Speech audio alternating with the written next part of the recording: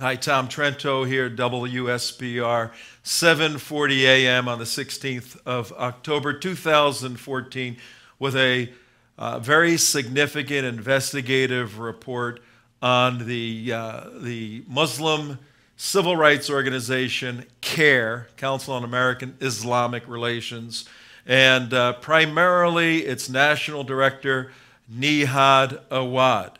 And we are going to make a case today, folks, and present evidence, exhibits for your evaluation to prove beyond a reasonable doubt that the individual in question, Nihad Awad, is indeed a Palestinian terrorist selected in a secret meeting. I know this sounds like Hollywood craziness, but you evaluate whether or not our show is presenting factual information or a hyperbole. Our charge and our thesis is that Nihad Awad is a Palestinian born in Gaza, and he is was selected in a private, secretive meeting by Palestinian terrorists to be the front man. This is critically important, to be the front man for the Special Operations Division, the Special Operations Division of HAMAS USA. All of that stuff means something, and our show today and part 2 tomorrow will lay the case out. Now, why are we doing this right now? We're doing this because of a very unique development in what you would think would be an alternative universe. But sadly, it's in this universe, in this world, in this country. The leader of CAIR, Nihad Awad, recently put out 2 press releases going after 2 American heroes. Here's where this is upside down. One of the American heroes, General William Jerry Boykin, 36 years in the United States Army, the head of Delta Force, one of the founding members of Delta Force, an individual who then went on to serve in the CIA and the Department of Defense under President Bush. He has been asked to be on Friday, the 17th, to be the speaker at the prayer breakfast in Vancouver, Washington, over in the Pacific Northwest. Jerry Boykin, by the way, is an ordained Christian minister. Besides 36 years in the United States Army, besides the CIA, the Defense Department, he is a born-again Christian, an ordained pastor, and a very popular speaker within the Christian evangelical world. He does a lot of prayer breakfasts.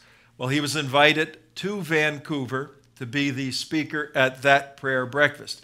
If you haven't been to a prayer breakfast, the community comes together and they simply pray somewhat generically for the city and for the country, and they pick a recognized speaker. They pick Jerry Boykin. So far, so good.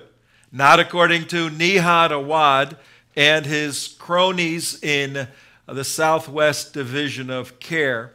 They came out and started a vicious, slanderous campaign against General Jerry Boykin. He's retired, and basically called him, Islamophobe and Islamophobes and all these crazy names, and said he is unfit to be representing the city of Vancouver. The fallout has been amazing. Some of the spineless people that we'll get to, the mayor of Vancouver, Timothy Levitt, has boycotted. The mayor of Vancouver, who's hosting the event, has boycotted the event because Muslim terrorists have convinced him that a general who has bullet holes in his body for serving this country is not worthy of speaking to the group because the Muslims out there are upset, the Muslim jihadis. And also an individual who runs the Boy Scouts, the YMCA, gentleman by the name of Roger Button. He's the YMCA chaplain out in Vancouver. He was one of the sponsors. He went on the record to say, well, I didn't quite know who this Boykin fellow was. Once I looked into him, I felt he was not, I'm paraphrasing, was not the type of speaker that we need out here. And this individual, the chaplain of the YMCA out in Vancouver, Roger Button, had the audacity, ladies and gentlemen, the audacity to buy the vicious, slanderous lie of a terrorist organization, CAIR, over the accomplishments of one of America's foremost generals, General Jerry Boykin. Our show today and tomorrow is going to lay out evidence that when we talk about the Council on American Islamic Relations, and we call them a terrorist organization, we're doing it on firm legal ground, firm ideological ground, firm factual ground, firm experiential ground. And when we say the leader of this organization, Nihad, Jihad, Awad, is a terrorist, we mean that in the full-throated way you understand that concept. If anybody has a problem with that, hey, address it in the public forum. We'll invite anybody on this show to discuss or debate these issues. Unbelievable. The second individual that CAIR and Nihad Awad went after, another American hero. And both of these gentlemen, as you know if you've been following our show here at the United West, both of these gentlemen, Jerry Boykin and Frank Gaffney, are friends of ours, which means we have spent countless hours with these individuals. We have learned about their commitment to America. When the flag raises and the Star-Spangled Banner plays, General Boykin is saluting, Frank Gaffney with his hand over his heart, giving his 40 years of service, both of these men, to this country. To have a terrorist organization founded by terrorists, run by terrorists, influence any American as to whether or not Frank Gaffney should receive money. This was the issue that CAIR came against with Frank Gaffney, to receive money from a military contractor. CAIR went against Gaffney and said the $85,000 that Gaffney got in 2013 from military contractors ought to be, CAIR went against these contractors and said they should never give money to this nasty man anymore because he's outed Nihad Awad and CAIR as a terrorist organization. $85,000, by the way, is about 2% of the $3.5 million budget listed in the CAIR documents. We have not determined whether or not those are factual numbers. We're using CAIR numbers here, but we're looking into all of that. So our show today is going to compare and contrast the terrorist organization CAIR, a terrorist leader, Nihad Awad, in some way influencing Americans to distance themselves from two American heroes, Jerry Boykin and Frank Gaffney. This is absurdity beyond absurdity. And you wonder how screwed up the world is. You wonder how the Islamic State could be advancing as they are. You wonder how there can be fear all over the United States for Islamic jihadis. You wonder how this administration can be influenced by Muslim Brotherhood leaders. You have spineless individuals that kowtow and crumble when CAIR speaks. Not us. Not us. We're going to present evidence, exhibits for your consideration. Gentlemen, what do you think?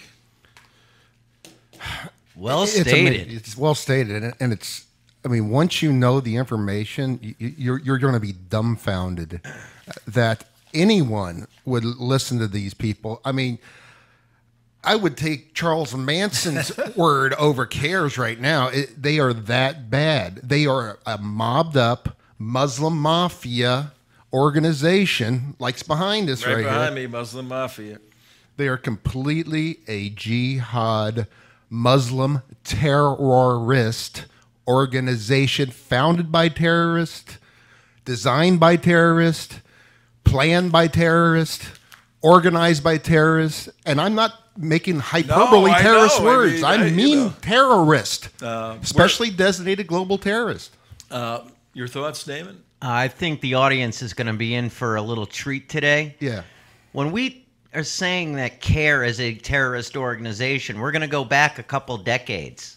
And Tom is going to go over where Hamas representatives met with the full intention to create a Western or a U.S. mouthpiece to bash Israel, promote the Palestinian cause, and continue the Muslim Brotherhood attempts at destroying our own house from within. And to fund. And people, this is not an opinion. What Tom is going to go over with you today is all court documented. Appellate court documented. Here's one 140-page appellate. The 5 defendants that were found guilty at the Holy Land trial. Also, another thing is the term unindicted co-conspirator. Unindicted does not mean not guilty. Exactly. Okay? It's this administration and the Eric Holder DOJ are sitting on these documents. All these guys should have been in jail years ago.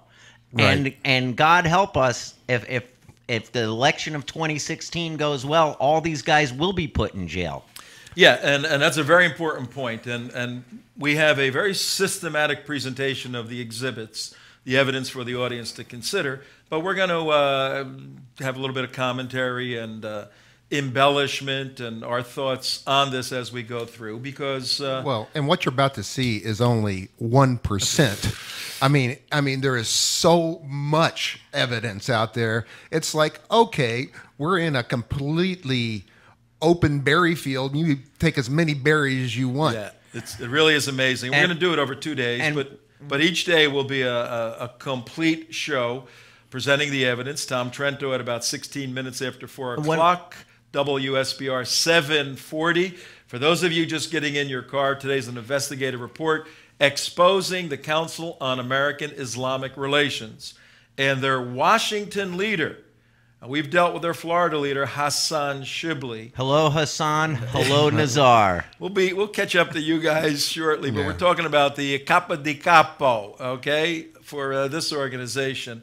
We're going to do an expose, present exhibits, present evidence, proving our charge that Nihad Awad is a Palestinian. He's from Palestine. He's a terrorist, and he runs a terrorist organization. And he was selected by terrorists to do just this. Damon, you had a thought before we concluded? No, it was I was just going to say, I'm sure that the CAIR guys are going to be getting a hold of this, and I just wanted to say hello to Hassan and Nazar, okay, but sure. you brought it up before I did. To it, yeah. You beat me to it. Come on. Yeah, and again, all of you CAIR folks, from Hassan Shibli to Nihad Awad to Ibrahim Hooper to, can we talk to CAIR guys that are in jail? Can we get connections to the CAIR? Most of them are in jail. I would love to interview them in jail. If we can make connections with your cronies that are in the Gray Bar Hotel, we'll talk to them there. You can call in. We'll do interviews. We'll come to Washington. We will extend we don't go on Islamophobe shows. You don't have the balls to stand up to deal with us on these issues. We will come to the National Press Club in Washington, D.C. We'll put 2 or 3. I got an idea. Right. Me, Boykin, and Gaffney. Right. And you pick 3 of whomever you want to, Mr. Nihad Awad, in the world. Stand on the other side, and we'll find, some leftist guy to moderate. We couldn't care less. Get an NBC reporter. MSNBC reporter. And we'll debate or discuss. They don't like debates. We'll discuss the issue. Resolve. CAIR, led by Nihad Awad, is a terrorist organization. We'll take the affirmative. You take the negative. We'll discuss it and let the people decide. That's what America's about. But guess what? You guys like to operate behind closed doors. But guess who's listening in behind closed doors in your September meeting? That's right. 1993. Remember, folks, it's for the first couple of days of September 1993, President Bill Clinton has a historic meeting on the White House lawn. Anybody remember who was at that historic meeting on the White House lawn? Yes, we do. It was the Oslo Accords. Yeah, go ahead. The Oslo Accords were signed, and I think it was September 3rd, 1993. Yasser Arafat was there, and the Oslo Accords was Clinton's great effort to bring peace to the Middle East, to the Arab situation, Arab-Israeli situation. So it was signed in the beginning of September. Immediately, Muslim Brotherhood, that by their doctrine, Now, this is 1993. Hamas started the Hamas. Hamas is an acronym for the Arabic name of the Islamic resistance movement. Hamas is an acronym, H-A-M-A-S, for the Islamic resistance movement. In 87, 88, their goal was to destroy and obliterate Israel, push them into the Mediterranean Sea. 93, the unconsidered, the unimaginable happened. Peace, possible peace. Yasser Arafat says to Shimon Peres, yeah, I'll have peace with you. I'll shake hands, and there it is right there. Well, the Muslim Brotherhood and Hamas go into high gear on the 13th of September, 1993. Exhibit number 1 of why CAIR is a terrorist organization. We want you to listen into this conversation. We got it via the Federal Bureau of Investigation, who got it via a wiretap of Omar Ahmed, who just about a year later is going to become the director of CAIR in Washington, D.C. Listen to a little bit of this. Hello. السلام عليكم. السلام عليكم السلام. كيف حالك يا طيب؟ أهلا وسهلا أبو أحمد. كيف أنت؟ الله يبارك فيك. بخير إن شاء الله. الحمد لله رب العالمين. الله يبارك. رئيس الدولة كان زوجتي كانت في فهمة غلط فلان المصاري مسيحة بالدنانير المرة هي كانت زوجتي تقولها بالدولار. Okay, that's about enough of. So all you speak Arabic and actually know what's going on. This is the actual wiretap of the FBI recording. We have the complete transcript. We've been through many. There they are right there. Transcript after transcript after transcript after transcript after transcript of these guys planning Hamas in the United States. All right, and I'll go through some of this. This is exhibit number 1, supporting our thesis, our theory, our charge. That Nihad Awad runs a terrorist organization, CAIR, and that he was selected in a secret meeting in 1993, selected to be the front man for a new organization that essentially would be the Special Operations Division of the Hamas. Now remember, it's 1993. Hamas is launching intifadas, launching terrorist attacks. They are bad people. They have not been designated as a terrorist organization yet, simply because Clinton's trying to make peace in 1993. Right. He does, he's trying to balance all of these variables. Right.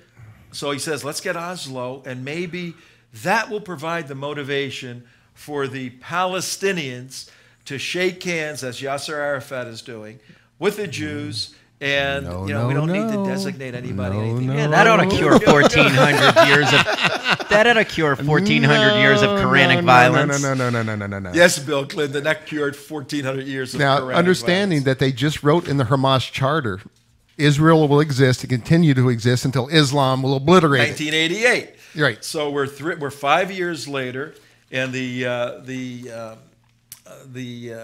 wiretap phone conversation you just heard in Arabic. I'm going to just reference a couple of points. Omar Ahmed, who is becomes the head of CAIR. We're going to tell you about Omar Ahmed in a moment. By the way, Omar Ahmed is the mentor to his protege, Nihad Awad. Carry that through over the next 2 days as we present this information. And jumping ahead, Omar Ahmed is the key guy. He's one of... You see this thing over here, Muslim Mafia? A gentleman by the name of, here's the book, David Galbitz put this book together. And we liked the cover. We thought it was symbolic and emblematic of what we're doing. CAIR operates in many ways like a organized crime syndicate, like La Cosa Nostra. Not that I know too much about La Cosa Nostra, though I am a Sicilian guy from New Jersey. Maybe I heard a few things about it. Vinny, what do you think? Think I ever heard anything about the La Cosa Nostra? Hey, I think you know a couple things about that one, Trento. I may know. I read some stuff. I knew a guy who knew a guy who read some stuff, who knew some stuff about how these organized crime syndicates There was a couple pinky rings floating around your neighborhood, eh? I don't wear jewelry. Back in the day when the mafioso was really active, there were 5 families in New York, 1 or 2 in New Jersey. And Omar Ahmed would be considered very similar to one of the heads of one of the families, one of the crime syndicate families. Way up there. Way up there. I mean, there's a capa de capa. There's a guy who's the head of all the families. And Omar was right-hand man. He was right below Marzook. We'll tell you about him, who was the capa de capo. But yeah, Omar Ahmed. So we got an unbroken line between Musa Abu Marzook. Right. I'll tell you about him. Omar Ahmed next in line, and then he is one of the key guys who hand selects Nihad Awad, who today right, authored the 2 press releases against Jerry Boykin and Frank Gaffney. So this is the unbroken line. If we go back to Omar Ahmed for a second. Go ahead. He is for your first time listeners, Omar Ahmed is the original co-founder of CAIR with our buddy Nihad Awad. We'll come back to that. We'll come back to that. And we're going to do this. We're going to jump around. It's going to be a 2-part series today and tomorrow. Tomorrow's the 17th of October. And we'll sum all of this up. And actually, we're laying out a full-blown documentary on this. I mean, this is right. This is a movie. Oh, this is a movie with all the drama that you could imagine and all the characters. I'll tell you what. Imagine. You know why it couldn't be a movie? Because anyone who watched it would say this is so ridiculous. Because all these guys would have been locked up 25 years ago. Yeah. Right? You'd say those guys couldn't still be walking around doing what they're doing today. One very important point about an unindicted co-conspirator, and Omar Ahmed, the gentleman you just showed, is an unindicted co-conspirator in the 2008 Holy Land trial. He's still being looked at by the United States government because they said, if we indict you, then your clock ticks on your due process. And why do we want to do that? Maybe we want to wiretap you wherever you go. Maybe we want to follow you. Maybe we want to look at your bank accounts. And plus, under the Holder administration, they know, the FBI knows, this ain't going anywhere. This ain't going too far with this guy. And CAIR in Washington, are they an unindicted co-conspirator? Yes. Yes. Yeah. They are viewed as a criminal enterprise that hasn't been indicted yet by the federal government. Yeah, but it's the same federal government that didn't indict the new Black Panther Party when there's video of them with billy clubs at the Philadelphia voting station. I just want to go one little further step on the unindicted co-conspirator thing, because understanding this is a very unprecedented move that Judge Solis did, who sat down during the Holy Land Foundation trial, the largest counterterrorism funding trial in the United States of America ever. He sat there, went through all the evidence with all the people there, and came to the end of it, and he goes, why aren't all these other guys in jail? He goes, in fact, I'm going to do something unprecedented. I'm going to make a list of co-conspirators in this case, which I have seen from the evidence are direct co-conspirators to funding Hamas, and I'm going to make a list and make it public. I can't indict them because I'm a judge. So what I'm going to do, I'm going to put the list out there, and they're going to be unindicted. Justice Department, I'm giving you, please try these people. Now, and we're gonna weave all of this together. Tom Trento, 29 minutes after 4 o'clock in the afternoon, folks. We're on WSBR AM radio, 740 out of Boca Raton. We're on iHeartRadio worldwide, theunitedwest.org, broadcasting at 4 o'clock every day. We keep the shows up for one day. Then they go into our archives, YouTube/The United West. You can send it all over the place, and portions of this will be played on Breitbart TV. Mark just laid out the fact that Judge Solis, in this Holy Land trial, which took place 2007, there was originally a mistrial. It was retried in 2008, and a 6-week trial found 5 people who were on trial guilty. We're going to bring them up in a little while. And then out of that trial came a list of almost 300 individuals and organizations the federal government said, we only got so much time to go after all of you guys, and we're going to do this over time. We're going to tell everybody that you are unindicted, but you are involved. You are a co-conspirator in getting money from the United States of America, sending it to a phony charity in Richardson, Texas, called the Holy Land Foundation, which had an earlier name of what? I believe it was the Occupied Land Fund. The Occupied Land Fund, but that was a little too out there. Right. So they changed Occupied Land to Holy Land. Woohoo. The Christians can even give money for the Holy Land. And they did in droves. They thought they were funding a theme park in Orlando, for the religious. So the Muslim Brotherhood entities in America, through the Holy Land Foundation, raised money nationwide. The money came to Richardson, Texas. Then from there, the money took a fascinating process of going through phony baloney front groups, eventually got to the Zakat committees at the Hamas in Israel, and the Hamas used that money to buy weapons and kill Jews. Money was traced clearly. Well, they also used some of the money to pay the families of suicide bombers. You could read the court documents, and they list about 20 different ways in which the money was used, all in ways that were illegal. To do this because now in 2007 and 8, when the trial was on and these guys are being judged and their activities were being judged, the funding of Hamas was post 1995. What happened in 1995? They were declared a terrorist organization. By whom? Executive order, was it 12/9/97, something Billy. like that? Billy Bob. Bill Clinton declared in 1995, 2 years after Oslo, when there's attacks going on like crazy by the Hamas, and the wonderful meeting on the front lawn didn't quite do anything but line Yasser Arafat's pockets and make him again, this is Hollywood craziness, a billionaire with a B. Like several Marzook. of the people we're going to introduce, like Marzook, are billionaires. A lot with American money. So Bill Clinton said Oslo's not working. Hamas is a terrorist organization. The folks we're going to introduce, including Nihad Awad, were all involved in the propagation of Hamas, the raising of money, and Nihad Awad avoided being an individual declared an unindicted co-conspirator, but the organization he runs is an unindicted co-conspirator. Right. So and the folks down here in Florida, Hassan Shibli, folks Nizar Hamzi, associated with CAIR, whenever we confront them and say, look, and I used to be very friendly with Nizar Hamzi.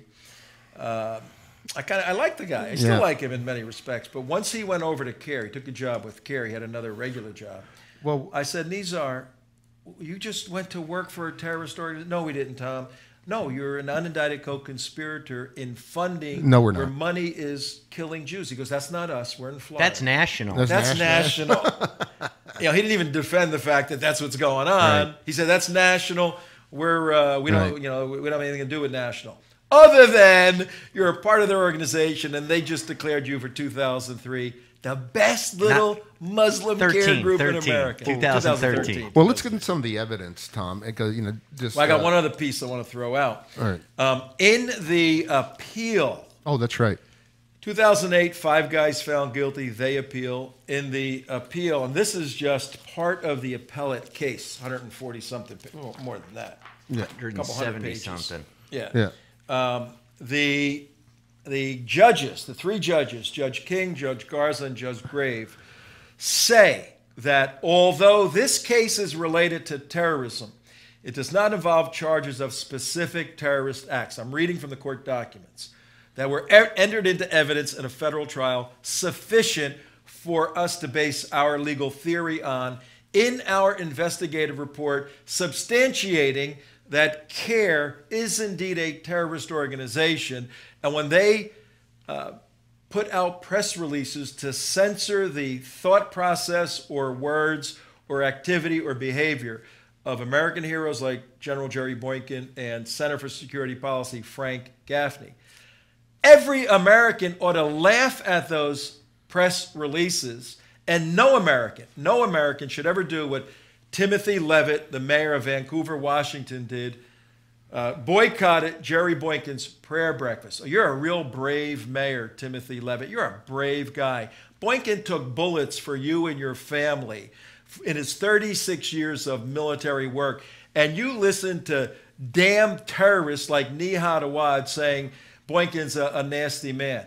Look into who the individual is. Look into who he serves, his Lord, his Savior, and get on the right side of this. And you, Mr. Button, the chaplain for the YMCA, you ought to quit that job. You are no more a chaplain of anything to criticize Jerry Boykin, a guy who, as I said, committed his life to service for you. And now you listen to these stupid-ass Muslim terrorists. Unbelievable. Both of you guys should be completely ashamed of yourselves. Listen to what's in this, this document, court document. Although this case is related to terrorism, it does not involve charges of specific terrorist acts.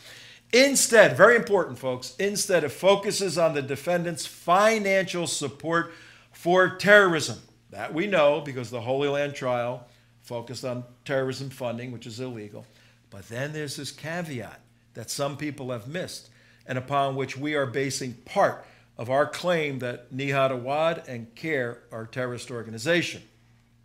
Instead, it focuses on the defendant's financial support for specific terrorist acts, for terrorism, funding terrorism, and for a terrorist ideology. Let me repeat, the appellate decision, which turned down the appeals by the 5 defendants who are in jail right now, who are close friends of Nihad Awad, the decision said that we are evaluating in our decision the terrorist ideology. And when you go through the court documents, the court lays out the Muslim Brotherhood documents that were found by Ismail al-Bariasi in Annandale in 2004 in his sub-basement. The whole stuff about which we've been preaching for years, the civilization jihad. This court has taken seriously the ideology and the documents of terrorists which lead to their behavior. As we've said, when you believe something, you're going to behave that way. So we are on firm ground when we say, firm legal ground, Nihad Awad is a terrorist because he has a terrorist ideology. And if you don't think that, folks, ask him or any member of CAIR. And this is a great question, trick question. We love trick questions here at the United West at 38 minutes past 4 o'clock on a beautiful 16th of October, 2014. Ask Nihad Awad or any of his cronies if they would prefer that America were under Sharia law in its perfect articulation, its perfect composition. Say, Nihad, would you prefer that America would be under Sharia law? Well, Sharia law is misunderstood. Would you prefer that it stays under the American Republican form of democratic jurisprudence that we have now? What do you think he would answer? Oh, well, Sharia, there is no real law with Sharia. It's kind of a little warm, fuzzy thing. No, I mean, if you really... Oh, if I answered it honestly? If Joseph Kwaradari said, Mr. Awad, what would you prefer? That the Sharia is the law that America Well, absolutely. Their whole methodology. Well, if he's... Where am I?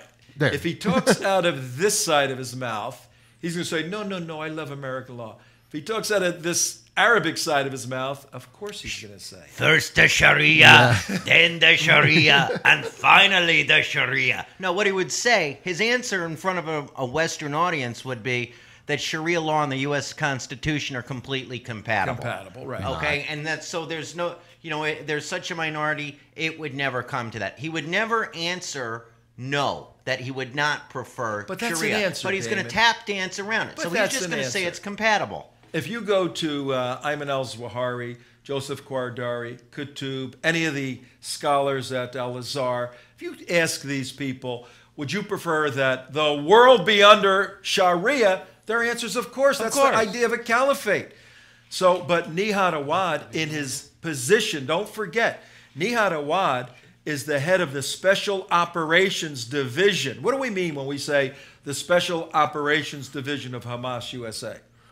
He's just it's like the CIA, the covert operators in here to as aid to do agent He's a provocateurs. covert operator. Right. He presents Completely himself covert. in a very nice suit, very nice mannerisms, big smiles, interfaith dinners. But he's running a La Cosa Nostra crime syndicate game behind that, supporting the Hamas, looking to basically overthrow the Israeli control of Al-Quds. And does he want Jerusalem to be a divided city, or would he prefer that, Nihad, Awad, that Jerusalem is an undivided city run by Muslims? Undivided by Muslims. Undivided by Muslims. Well, that's terrorist ideology when it's integrated with funding and when it's integrated with the Muslim Brotherhood's global plans. Now, folks, Nihad Awad and his folks at CAIR are Act 1 of this very bizarre Islamic theater of the absurd. Act 3 is the Islamic State. You see, you got to lay the intellectual and academic groundwork for the onslaught of Islamic Jihad. Those who are working here in the Muslim Brotherhood and CAIR are cultural terrorists trying to change the culture. Well, how do they do that? They confront the mayor of Vancouver and they tell him that an American hero, ordained minister, is a very bad person and he ought to be censored or you ought to step away from supporting him. And the mayor, Timothy Levitt of Vancouver, steps away and boycotts an event where American Hero is speaking on the 17th of October. That's cultural jihad. When you concede at that level, the cultural jihadists, Mayor Levitt, read that as a blessing from Allah and move forward. And you move forward to 5-10 years from now, and the Islamic State is moving into the West, maybe sooner. And that's Act 3 of this absurd Islamic theater. Act 2 is us and good Americans stopping it. Yeah. I just wanted to add one thing. You mentioned the trial in 7 and 8. Not only did the 5 defendants appeal, but all the co-defendants, or the unindicted co-conspirators, I'm sorry, CAIR is not, they all wanted their names removed from the unindicted co-conspirator list. And the judge came in and said... Well, the appellate court came in. Yeah, the appellate judge came down and said, no way are we removing you from the list. So the original judge put them on that list. They appealed just their unindicted co-conspirator status, and as recently as 4 years ago, the judge said, absolutely not. You are terrorists. Well, actually, what they said, there is sufficient evidence. There's more than sufficient evidence to show that the Nate, if I'm almost quoting this exactly because I've seen it somewhere. Nate National, right? North American Islamic Trust. That's who finances 80% of the mosques. And CAIR, the Council on American Islamic Relations. And ISNA. There's more than sufficient evidence to show the relationship of CAIR and Hamas. And as of right today, the 16th of October, 2014, CAIR National, the main office run by Nihad Awad, is on that list of unindicted co-conspirators in all of this. Now, in this document here where we had the little bit of the Arabic wiretap, play a little bit of that again so that folks could hear it at 44 minutes after 4 o'clock in our 20-part series here. Hello. Assalamu alaikum. It's an FBI wiretap of the Hamas meeting. September 13th, 1993. And now I'm reading from the transcript. In this wiretap, which goes on for about an hour, I'm reading from the transcript. And there's hours and hours of these wiretaps. It's over 2 days. Over 2 days. Over 2 days. October 2nd through October 3rd, actually. And precise about it. I need one thing here. Hang on. I had one little thing here. But not only did they have wiretaps, they had photographs. They seized evidence. Oh, okay.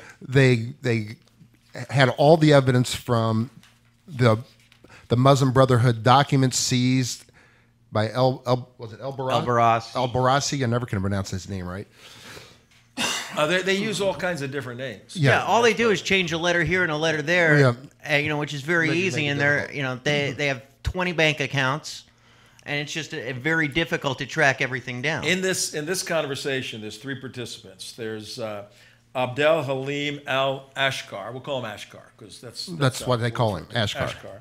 And then Bakr's in this. Sukri Abu Bakr. And then Omar Ahmed. He goes by Yehya, Y-E-H-Y-A. Yeah, they change your names all the time. So we got Omar Ahmed, we got Bakr, and we got Ashkar in this. Ashkar asks about the location. Now, what they're doing, get the timeline straight here, folks. Tom Trento, WSPR 740. We're doing an investigative study into CAIR and their terrorist genesis. We're establishing the fact that no good American should ever listen to CAIR, but you should support people like Jerry Boykin and Frank Gaffney. And Ashkar says to Omar Ahmed, where is this secret meeting going to be? We're just highlighting some of this. It's September 13th, 1993, about 2 weeks after Oslo was signed. The Muslim Brotherhood and Hamas are furious that there's going to be peace in Israel, potentially. Everybody was very excited about it. They want to do something to destabilize peace. They decide to have a summit meeting and come up with a plan to destabilize the Middle East, and then a plan to put a base of Hamas operations in the United States of America as a new veneer, as a new organization that's neat and clean. And they need a neat and clean guy that isn't too mobbed up to run it. So this conversation is, where are we going to have this meeting? I'm reading from the transcript.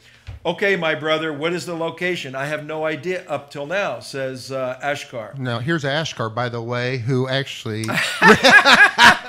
That's actually Ashkar's political campaign poster when he's running for the Palestinian Authority. It looks like Charlie Crist. That's his campaign poster. What year was that? 93? No, 94, I think it was. 94. Ashkar, who is on the telephone that you just heard in Arabic, was he at the Philly meeting? I believe he was. Yeah. Yeah. He's the one who planned it. He was one of the key planners of the Philadelphia meeting. He was running for the president of the PA, Mahmoud Abbas's position. He was running against Mahmoud Abbas from the United States, where he was being detained because he had a few little problems with the federal court system. But he says, Ashkar says to Omar Ahmed, where's the meeting going to be? Omar Ahmed says, Philadelphia. Ashkar, Philadelphia. Okay, where's the place? Omar Ahmed said, well, there's one airport. We will be near the airport, approximately 5 minutes from the airport. There's a shuttle bus to the hotel. It was at the Marriott Courtyard in downtown Philadelphia on October 1st, 2nd, and 3rd, 1993. So 1 month to the day, there was a meeting planned by Hamas and the Muslim Brotherhood to figure out how to overcome the peace efforts by the Oslo treaties. And there were 27 people there. And as you go through the transcript, there's debate and discussion as to how they should construct the meeting, who should be there, which brothers should come, who should present papers, how they should not look suspicious with 27 Muslim guys going into the Marriott Courtyard in downtown Philadelphia. All of this pre-planning went into it. What should we say if people ask what we're doing? So amazing, and all of this has been entered into evidence as we are presenting it as evidence. Let's take a look at the individuals that were at that meeting. If you could it's a stellar crowd, Tom. I mean, just some quality individuals. First of all, you have one of Put the spreadsheet up so folks could see the 27. Again. Oh, you want to do the spreadsheet first? Yeah. Okay. Well, let's do that first, then we'll go to the slide with Mr. Here's Nihad. all the names, all right? Now, you might not recognize all these names or all the little acronyms behind them, the Palestinian Committee, HLF, Holy Land Foundation, and IAP, but this is the actually official evidence document entered into trial in the Holy Land Foundation trial. You see the little stamp down below on the right?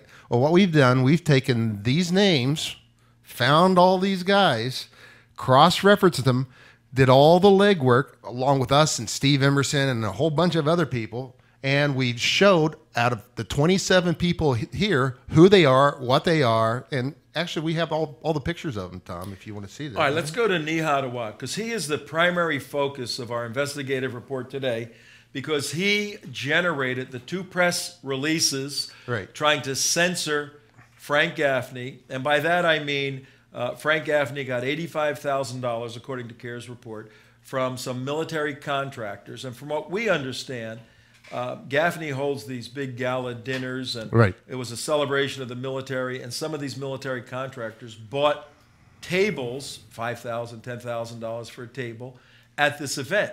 It's not like they're funding Frank's $3.5 million budget, though our view is every defense contractor in America ought to be funding Frank Gaffney. He's doing phenomenal national security work and isn't afraid to call it like it is.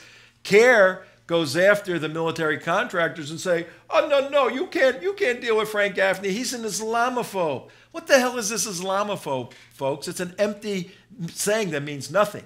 We're going to show you a little bit about Nihad Awad today, who's trying to cut the relationship, tiny relationship, less than 2%, military contractors have with Center for Security Policy, but censorship of Jerry Boykin by Nihad Awad. Take a look at this picture of Nihad Awad, who's behind me too.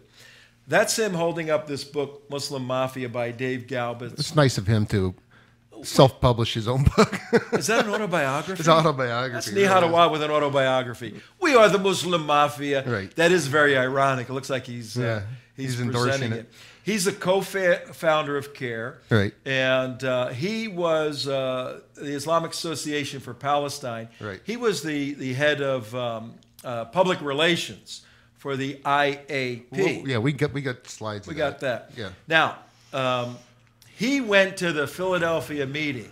He was one of the members of this secret meeting. In fact, it's at this meeting, October 1, 2, 3, 1993.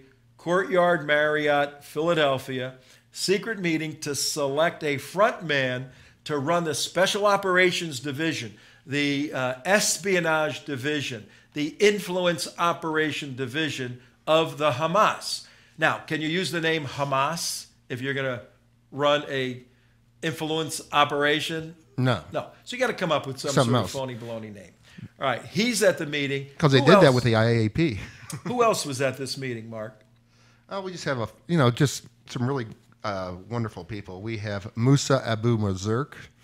And, all right, leave Musa up there. Marzook was not there, but he was the architect of the meeting. He's the one who said, let's form a group, a clandestine group, to run money through, because they just at the IAP, their last organization, just got a $158 million lawsuit against it for blowing up a kid in Israel. Now Marzook, what is he doing today, guys? Do you know? Of course you know. Yeah, he's a specially designated global terrorist. All right, he was designated, and we understand these kinds of investigative reports. There's some loose ends for people that may not be familiar with all of these terms. The gist of what we're saying is, we're going to show that Nihad Awad was selected by a group of terrorists, many of whom who are in jail or on the run, to run the Special Operations Division for the Hamas, known as CAIR in the United States. And no one ever should listen to CAIR, particularly when they go after American heroes like Frank and Jerry Boykin. We have Musa Abu Marzook, specially designated terrorist in 1995 by Bill Clinton, meaning he ain't an ordinary terrorist. He's way up there. Actually, the whole reason Clinton created the specially designated terrorist list was because of Marzook and Hamas, because they threatened to subvert the Oslo Accords and Bill Clinton's legacy of bringing peace to the Middle East. He was actually one of the first people listed before Osama bin Laden and all the other bad guys. So Bill Clinton got pissed at Musa Abu Marzook. He said, "Don't mess with my legacy, boy. You're messing with my legacy. I'm making you a specially designated terrorist." And the first time created. All right, now put that slide back up with a little bio on him. His net worth right now is $2.5 billion. Those Yes. poor Palestinians. Poor Palestinians. Yes. He lives in New Cairo, Egypt. Come over here for a second. New Cairo, Egypt. And if you followed our series, Operation Protective Edge, Destroy Hamas, we told you that Musa Abu Marzook, who organized 21 years ago, the Philadelphia meeting, currently lives in New Cairo, Egypt, runs the political bureau and the Qassam brigades of the Hamas in Gaza. He is a dyed-in-the-wool terrorist. Top of the line. Top of the line. He goes back 25 years, educated in the United States, did his PhD in Louisiana, and formed several corporations. We'll bring you some of those tomorrow. And spent a couple of years in Jumpsuit Orange here in the United States, deported to Jordan, killing Jews in Jordan. Jordan said, we don't want you. Deported, goes to Damascus, was there for many years.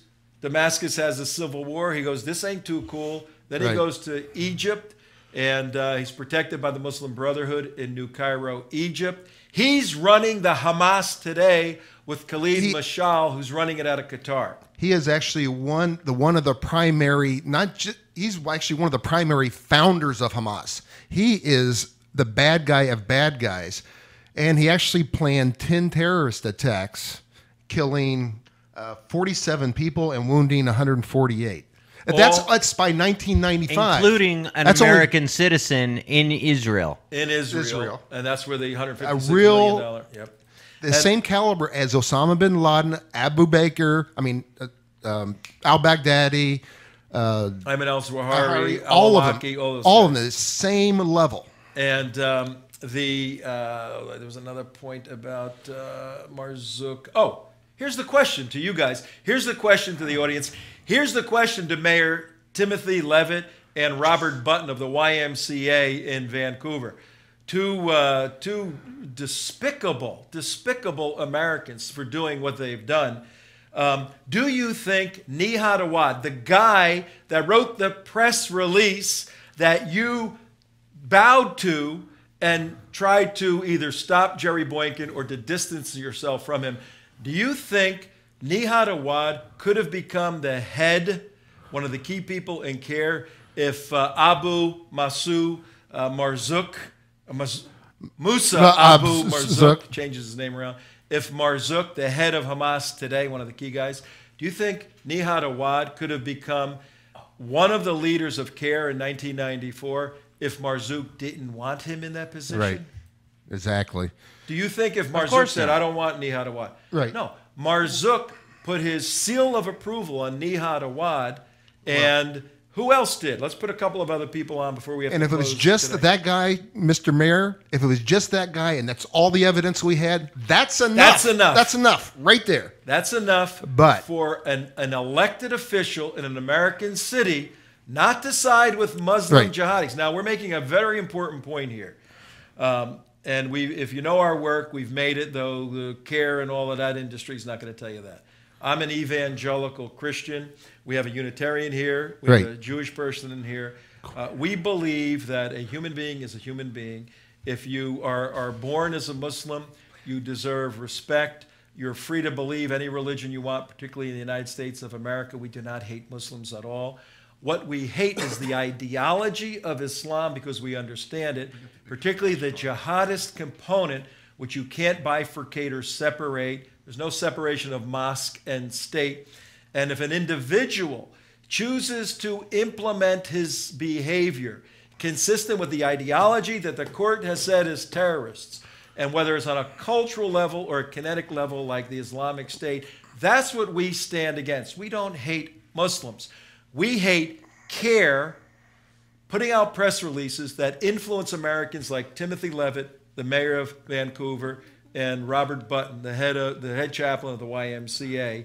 No. We hate when CAIR influences people like you. You owe Frank Gaffney, in this case Jerry Boykin, an apology, and you better be at that meeting tomorrow. And who else were at that meeting, Tom? Just a real quick recap. We'll just give a real quick tease of what's coming.